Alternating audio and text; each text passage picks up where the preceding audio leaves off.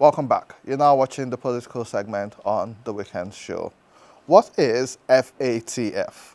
FATF is the Financial Action Task Force, which is a global watchdog which sets international standards for fighting three major financial crimes, one of which is money laundering, another is terrorist financing, and the last is proliferation financing, which is supporting the development or spread of weapons.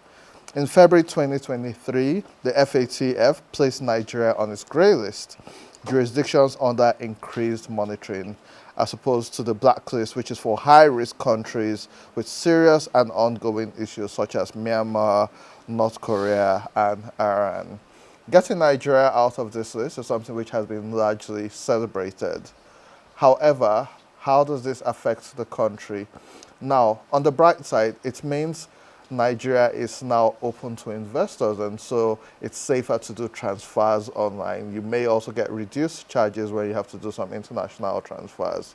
However, if you go through the Debt Management Office current record as of June 2025, total external debt for Nigeria amount outstanding in Naira is 71.8 trillion. In dollars, that's 46.9 trillion. For the federal government alone. For states and the FCT, it is 7.3 trillion. Then for domestic, you have $52 billion when it comes to the amount in dollars for domestic debt, and $80 billion. This brings us to a total of 152 trillion. Or $99 billion, which Nigeria now owes. So on the bright side, we are removed from that list, which means we may be able to get more IGR, but the debt profile keeps on rising. How does this affect us? Joining us in the studio to have this conversation, I have with me Comrade Igo Agaraga, the member Nigerian Guild of Editors, journalist, and political analyst. Welcome back on the Weekend Show, Comrade. Yeah, good morning. It's a pleasure here. Also continuing the conversation with us, we still have Honorable Sergius Ogun, former member of the Federal House of Representatives and politician with us in the studio. Welcome back, sir. Thank you once again. Comrade, what are your thoughts? Well, it is good to celebrate, but again, what are we really celebrating? Who created the problem? You know, for me, when people celebrate, when governments celebrate, I ask myself, what is the celebration about? Now, it is about the delisting of Nigeria from the grey list of the Financial Action Task Force. Now, how did we get to where we got to that there is now a need to celebrate? In 2023, the FATF blacklisted Nigeria, you know, and we are all Nigerians. We are in this country. We know why they blacklisted us. One, Nigeria is one of the major hubs for the proliferation of small arms and light weapons. It's a major hub. We blame Libya, Niger, and Chad that, these arms are coming, particularly when former President Muhammadu Buhari was in power. He kept saying some of these things are coming from Libya, Chad, and our borders are porous. He was the president. What did he do about it? That was one of the problems. Then, money laundering. One of the key issues in the 2015 elections that threw former President Goodluck Jonathan out of power was the issue of corruption and insecurity. Buhari was touted as, some kind of utopian messiah who was coming to fix all of this. Buhari came in, it became worse. Now, the FATF was monitoring all of these developments. And then you also talk about terrorism financing. We also know that in Nigeria today in Nigeria, terrorism is one of the biggest problems. People are tagging it as herders-farmers clash. This is the biggest fraud in the conversation and the argument. There is no conflict anywhere. This is simply an invasion of the sovereignty of Nigeria by a group of people who are determined to capture this country. Okay, that is terrorism. So we'll all of these, these are the three factors that pushed us into the listing. So, Comrade, I'll come back to you shortly, but we have our resident economic analyst Paul Alaje, who is a senior analyst and an economic analyst, joining us on the phone to give us an overview of what this really means.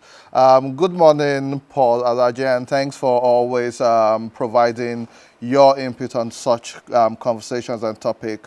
What does delisting Nigeria from the grey list on the FATF actually mean from an economic standpoint? Hello, good morning. Thank you so much for having me. I'm not sure I heard your question very carefully.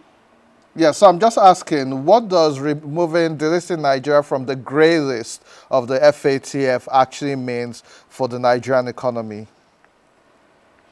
First of all, it's a good news for Nigeria that Nigeria has been removed from that grey list. It makes flow of funds into Nigeria smoother. But you may also have the downside. A number of persons have said, whether correct or not, that it could also be a way of Nigeria funds flowing to other parts of the world.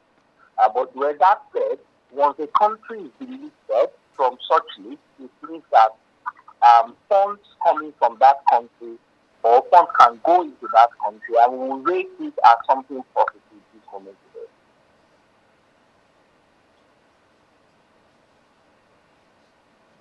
Yes, we're with you, Paul. Go on. Okay.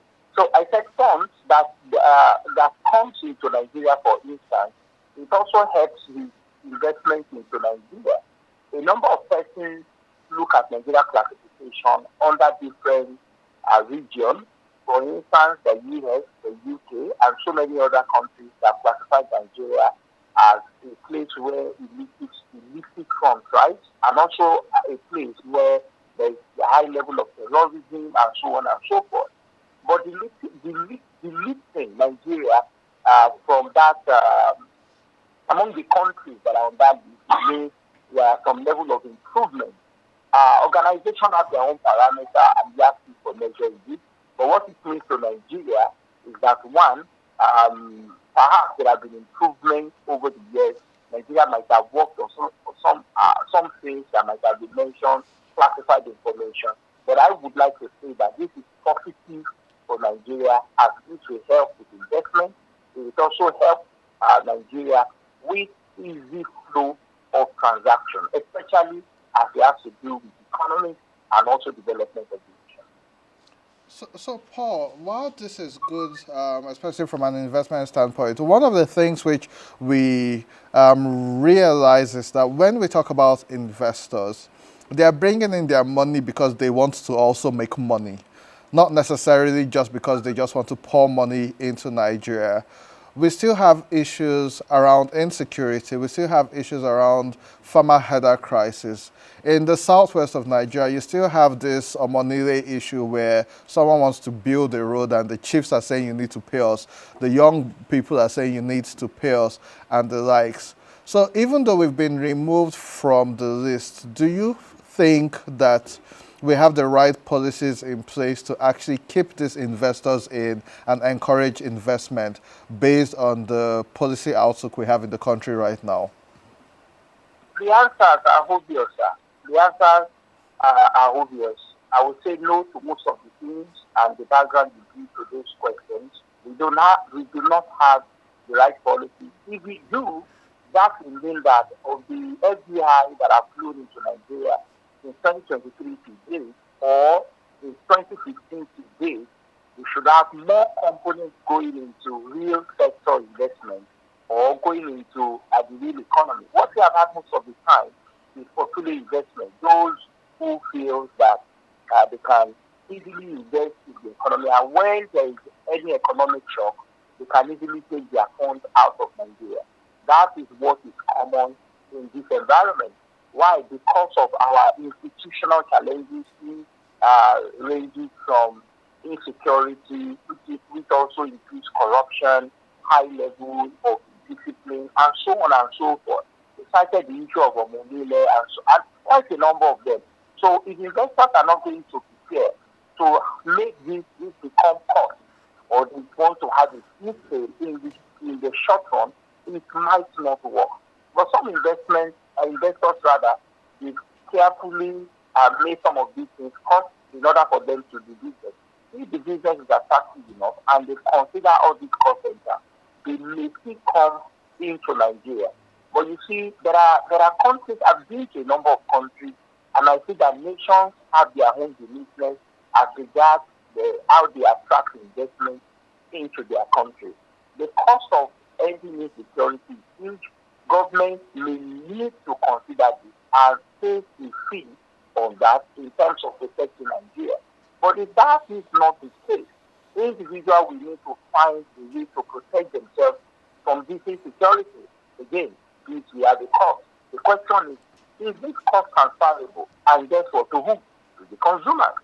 Costs that are transferable to the consumer, you see such investors coming to Nigeria and see that they are cost protected and their businesses are protected. If they are not, despite the fact that Nigeria is removed from the list, we might still not have investment that is substantial enough for that will make us say that this list has done us a number of good. That does not mean the listing of wrong. I support it.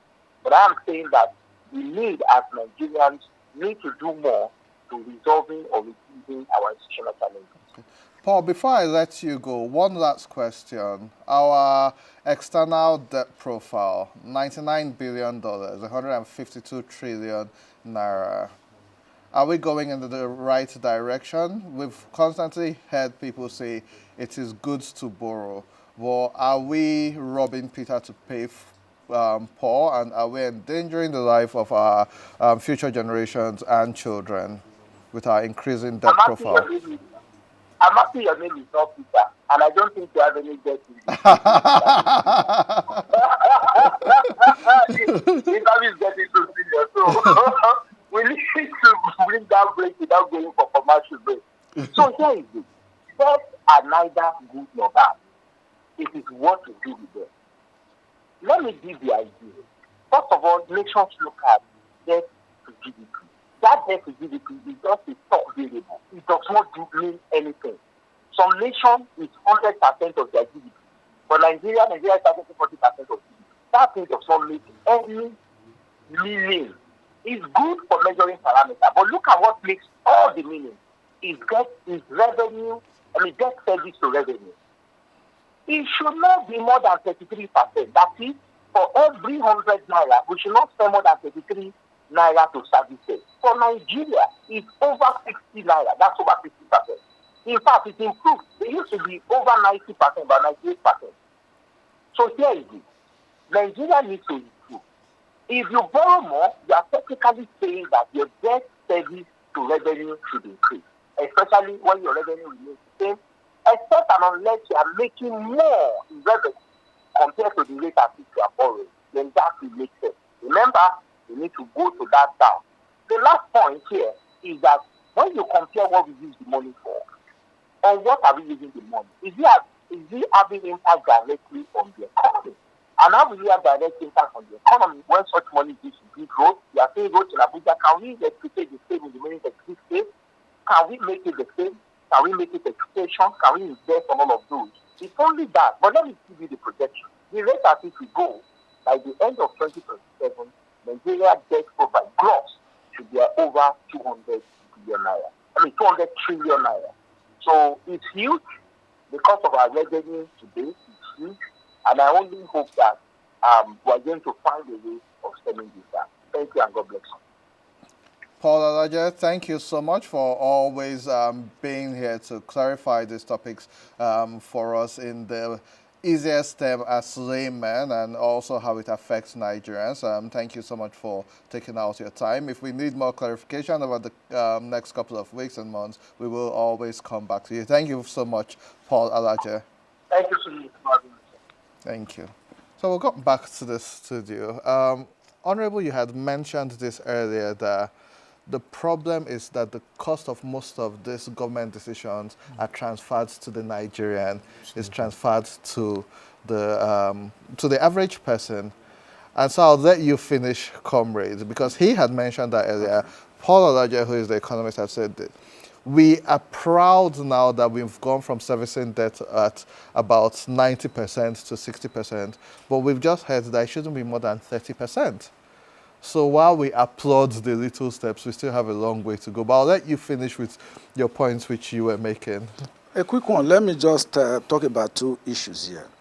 In 2003, former President Olusegun Obasanjo, a man I have so much respect for, I'm sure Nigerians will be regretting by now why we didn't even allow him to mutate into a life president. Because the truth is that when he was there, we were able to exit the international debt news. The Bretton Woods, the World Bank, the IMF, I mean, they applauded Nigeria with Ngozi Okonjo-Iweala, who is now the World Trade Organization now, presiding as Minister of Finance. We had clear policies, financial policies. The financial ecosystem was, everybody knew where we're headed. Investors knew why they were bringing their money, what they would make, kind of profit margin and all of that. So there was stability in the system. Countries like China, where they have, people say they are life presidents, China, and all of that, you see the Chinese economy almost the best right now as we speak. Obasanjo, now we're talking about the FATF. Nigeria joined the FATF in 2023. Part of the conditions for membership of the Financial Action Task Force is that you must have financial regulatory agencies that tracks and fight corruption. And we all know that Obasanjo established the Economic and Financial Crimes Commission, the Independent Corrupt Practices and Other Related Offences Commission. He even went ahead to also establish the NSCDC, Nigerian Security and Civil Defense Corps, and a couple of other institutions that put Nigeria on the global map. Now, what is the FATF? The current president of the FATF is Elisa Anda Madrazo. With the FATF headquarters is in Paris, in the offices of the OECD, Organization of Economic Cooperation and Development in Paris. Nigeria joined willingly. FATF has 40 members with two regional bodies. You have the European Commission and the Gulf Cooperation Council as members. Now, we signed on to this. And in 2023, we were not blacklisted, we were grey-listed by the FATF. In 2023, who were those in power, really? I don't like talking about political parties, but it's also the APC that was in government, and we got grey-listed. It's a good thing that we have been removed now. We're applauding it. But of course, I also know that when you create a problem, you just have to solve it, because we do not know what is going to happen next. So we have seen all kinds of policies that are coming out, and celebrations are also coming out of that. But we should not forget where we are coming from, how we got there, the history of the economic crisis that we have in this country. At a point we celebrated. People, Nigerians in diaspora returned to the country in 2003. I was one of those people who returned to Nigeria. There was so much hope. But suddenly, some individuals took us back to the 80s. There's this place around the Arctic, Well, I remember that. It took us back there, and we are on money. And we can see the economy right now. It's in shambles. Nobody's pretending about it. It's not about criticizing the government and all of that. It's about speaking the truth. The reality is there. It's staring everybody in the face. We have a lot of, I'm from the Niger Delta, we have a lot of oil and gas resources. We cannot even refine it ourselves. We can't build our roads. We don't have capacity for anything. We have the Chinese building our roads, building our airports, doing everything for us, and we still go back to them to take loans. What do we use these monies for? What kind of country are we?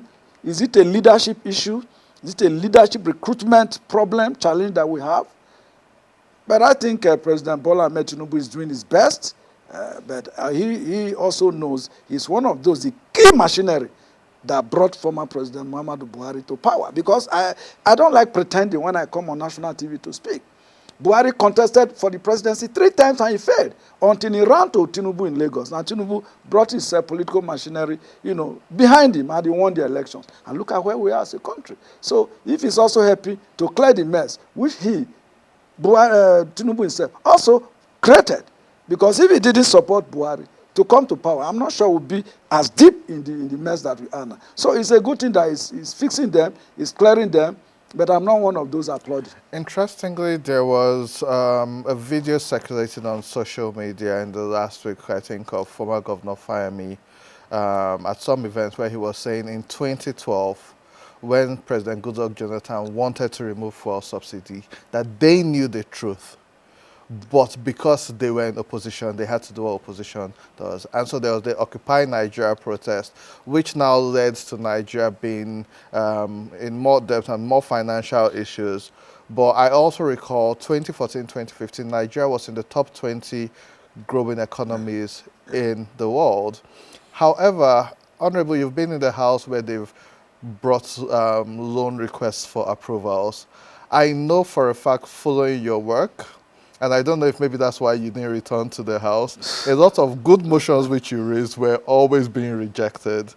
You had raised, you wanted a bill which would stop lawmakers and politicians from sending their children abroad. Good, yeah. That was shut out and shut down immediately. You tried to hold the NCC accountable. That was shut down. Before we go on camera, I was talking about bank charges and how we have multiple charges which we can't even investigate. And so, how hard is it to be able to hold the executive accountable from your experience in the National Assembly? Well, just what Comrade said about Buhari going to meet President Tinubu, as it is now called. It's the other way around, really. Tinubu went to meet Buhari to say, we can make use of your 12 million, 15 million votes from the north. We just add a few from the south and you become president. But when you finish your term, you hand over to me. So today, I don't know, he came in and he said he inherited dead economy. Who killed it? So we should be clapping for you. Like I was saying earlier, you are saying that the dollar is appreciating now. We should praise you. The price of rice is coming down. Where was it when APC took over? So to come back to your question, I really find it difficult to blame most of my colleagues because for most of us, we went to the National Assembly for different reasons. Maybe for some, it's employment for them. Others, maybe it's visibility. I don't know. Now, it's public knowledge that the House of Representatives were giving 1 billion in the budget, 2025 budget, and the Senate 2 billion, which has not been funded. There has been no releases. So those projects have not been done. If you were in their shoes and the president brings a loan request, and then the speaker or the Senate president will say, this is the money to fund your budget, so you are going home for Christmas, and you start campaigning for primary elections. Do you think anybody there will speak against the loan? No. It's simple. So, as much as I want to blame them, because our motive should be altruistic. Yeah. No interest. Because we are looking at the larger society. When I keep saying this for me, why I take it personal, my work in National Assembly, why I took it personal, was most times when I come out for elections, our elections, usually there will be rain, or most times the sun will start, early hours of the day till mid-afternoon, and then it will rain. And most of the voters are out there in the sun, under the sun and under the rain. And then there was no motivation. We mobilize people to come out. If you live in Benin and all that, you are coming to my place to vote, we'll send transport and all. Then those living around the river in Varanja, we'll send boat to bring them out. That was it. We're not buying votes there. So for me, if you have to go through all this, you didn't go to your farm to go and check your trap, because that's we'll go around to tell them this. Please, no farm today, please. You don't go and check your trap. You don't go and check anything in the farm. You come out and stay under the severe weather to vote. The least I owe you is to bring dividend of democracy to you by fixing the road, by doing agricultural projects, by sending your children to schools, by making sure public schools and public health centers are functioning well. So that was my own primary motive in government. But for most people, it's different. So that is why I cannot justify why the government, the executive is coming with requests for loans, tons and tons of requests, and the National Assembly is approving it. But I also will say that the pressure on the National Assembly members is immense. And mostly because they want to win an election, or want to win an election to return to the House or to the Senate. I have a last question for you, and because of time, I will have to close this and give him the final say as well. What assurances do we have that the ADC will do things differently? The APC came and said PDP, PDP, PDP, PDP destroyed Nigeria for 19 years. They came in. They've done 10 years now. And Tinubu, President Tinubu has come in and he has blamed the last government. You have those ministers, you have those people moving around freely right now. Unfortunately, some of them would even come to your party. Some of them will go to the Labour Party. What assurances do we have that the ADC isn't going to be business as usual? For ADC, it's very clear why they came together. Because they saw the direction we're going in this country. No opposition. Because most of the things we are talking about now should have been the responsibility of the opposition. The APC came into government just to grab power. That is why they insisted that their logo would be broom, sweep PDP out of power. They succeeded in sweeping PDP out of power. What have they done with the power now? And Emilokon, said, look, it's been our life ambition to be the president of Nigeria. And his was the brain behind the APC. He said himself, he brought Buhari, his confidence was very low. He kept him in a room next to him in his house in Lagos, and he showed him things to build up his confidence. So their primary purpose was to grab power. 1 minute. And his state capture right now.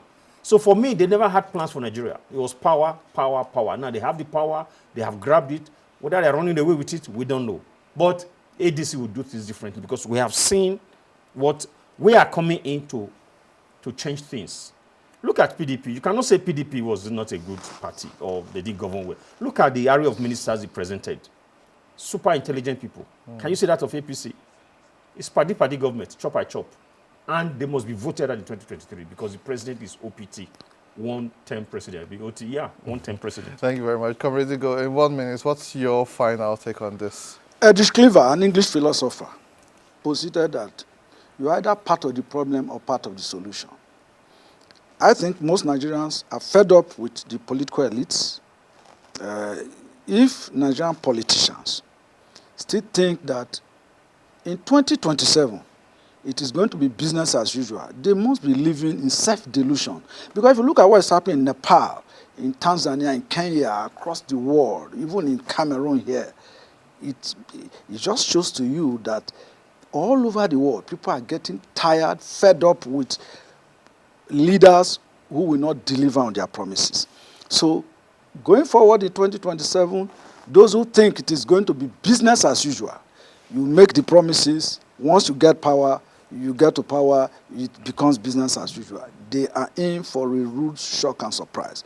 Now, whether it is Labour Party, it is the PDP, it is the ADC, which Honorable, I followed Honorable very well. People like him in Nigeria are a rare species. You know, they can hardly return to the parliament. But what he said also challenged my thought. If he says, for example, that you know, the executives offer money and all of that, so they are in a difficult situation, how are we sure that going forward, these things will not repeat itself, will continue to be in a difficult situation? So the answer, the solution to that is to disincentivize the National Assembly. Make it part-time. Don't pay anybody. Like the Irish, yes. So that people who want to serve this country with patriotic intention can run for election, win the election. Any day you sit, you get allowance. If you don't sit, if you are traveling all over the world with your girlfriends, junketing, you get nothing. But the day you sit, you get a small allowance. That so way, in summary, Nigerians need to keep on holding them accountable, but we need to incentivize such political positions. I agree with you totally, Comrade Ego. Honorable Ogun, thank you so much for joining us and for your insight. Obviously, it's the political season, and so both of you will be constantly on here as we address all of this. A conversation which we didn't address because of time right now is the unspoken conversation about the replacement of service chiefs and the alleged or attempted coup plot, which we still have different reports about. But while we get more reports and it's being investigated, we'll now have that conversation to see how that reflects on the country. That's the much we can take on the political segment. We'll take a quick break. When we return, more on The Weekend Show. Don't go away.